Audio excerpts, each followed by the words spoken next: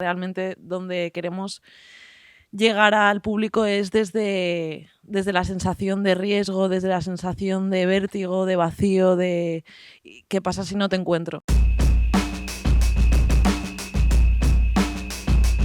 Que si técnicamente es más complicado, no es que sea más o menos, simplemente que es otra técnica. O sea, no partimos desde vamos a bailar, o sea, primero encuéntrate en el espacio, no te hagas daño, que sí que nos lo hacemos.